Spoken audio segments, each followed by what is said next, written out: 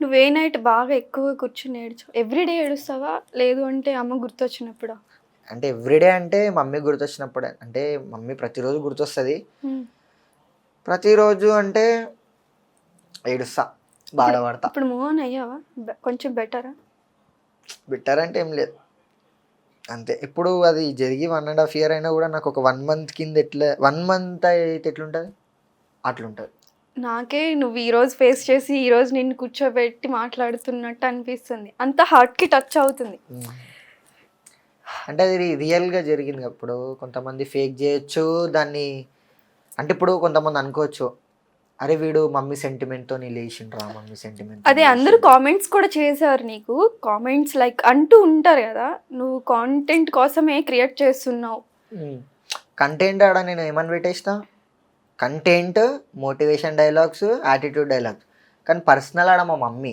నీ అది మమ్మీ ఆడ నేను ఫీలింగ్స్ షేర్ చేసుకుంటున్నా వాళ్ళతోని. కానీ ఇప్పటి వరకు మమ్మీ దానికి గలీజ్ కామెంట్ ఎవ్వరు పెట్టలే. పెట్టలే. ప్రతి ఒక్కరిని ప్రతి ఒక్క అమ్మాయి అయినా నేను మీకున్నా అన్న, చెల్లిలా ఉన్నా.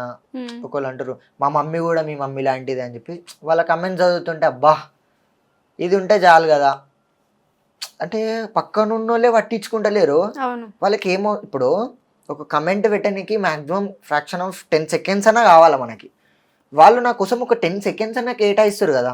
అది ఇంపార్టెంట్. అది ఇంపార్టెంట్. అది నీ మీద లవ్. నువ్వు లవ్. అది అంటే నిలబెట్టుకోవాలి. వాళ్ళు నాకు చూపిస్తుర్రు. నేను ఎవరో కూడా తెలవదు. కానీ అవును. చూపిస్తుర్రు.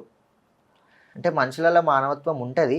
కాకపోతే ఎగ్జాక్ట్‌గా డబ్బు దగ్గరకొచ్చేసేసరికి అది వెనకకెళ్ళిపోతది. ఓకే. నీ గోల్ ఏంటి అసలు? నా గోల్ ఏం లేదు. హ్మ్. ఒకవేళ నేను యాక్టింగ్ పర్పస్‌లో నాకొస్తే యాక్టింగ్ పర్పస్ ఎళ్ళిపోతా. హ్మ్. లేకుంటే బిజినెసే. బిజినెస్. ఏం బిజినెస్ పెడదామని? ఏదన్నా నార్మల్‌గా. అంటే లైక్ ప్లానింగ్ క్లిక్ అయ్యేది. ఉంటది గదా! ప్లానింగ్ అంటే ఇది హ్మ్. మన లైక్ ఎక్కువ ప్రాఫిట్ అంటే ఫుడ్‌దే. హ్మ్. హ్మ్. డాడీని ఎలా చూసుకోవాలనుకుంటున్నావు? రిచ్‌గానా? లేదు అంటే ఈ రోజుకి హ్యాపీగా ఉంటే చాలా అనా? ఈ రోజుకని కాదు. హ్మ్. హ్యాపీగా చూసుకోవాలని కూడా కాదు. హ్మ్. చూసుకోవడం వేరు, హ్యాపీగా చనిపోవడం వేరు. ఓకే.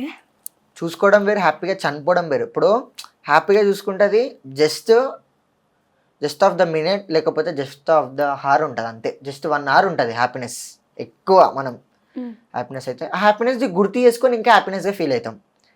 కానీ నా కొడుకు తల్లి లేకున్నా వీడు ఒక స్టేజ్‌లో ఉన్నాడు. వీడు సెట్ అయిపోయిండు హ్మ్. అనేటిదైనా ఒకటి ఫిక్స్ అయిపోయిండనుకో హమ్మయ్య! అని ఉంటది నీకెంత వాళ్ళకి. ఏజ్ అసలు? ఇంత నాలెడ్జ్ ఎలా? నిజంగా తల్లిదండ్రులు కానీ ఎవ్వరైనా ఇదే కోరుకుంటారు. వాడు సెట్ అయిపోతే చాలు. ఆ!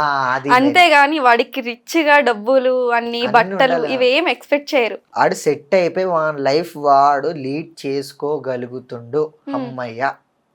అనేటిది నేనట్లా చూసుకో. అంత ఆయనకి అది రావాలి హ్యాపీనెస్ ఆ థాట్. ఇస్తావు. ఆ థాట్ వచ్చి అతనికి కాదు. నువ్వు కష్టపడాలి అలా. నేను కష్టపడతా. హ్మ్. ఇప్పుడు నేను కష్టపడేది ఎందుకు? హ్మ్. మా డ్యాడీ హ్యాపీగా ఉండాలని. ఇప్పుడు మమ్మీది హ్మ్. ఎట్లా అయిపోయినప్పుడు డ్యాడీ ఎట్లా ఉంటుండంటే ఇప్పుడు నాకిప్పుడు ఈ ఆపర్చునిటీ వచ్చింది. హ్మ్. ఫస్ట్ ఆ ఆపర్చునిటీ వచ్చింది. ఇప్పుడు ఇది. నెక్స్ట్ ఏదో చెప్పలేము. హ్మ్. అది మన చేతిలో లేదు. రాత రాసిన దేవుని మీద ఉందది.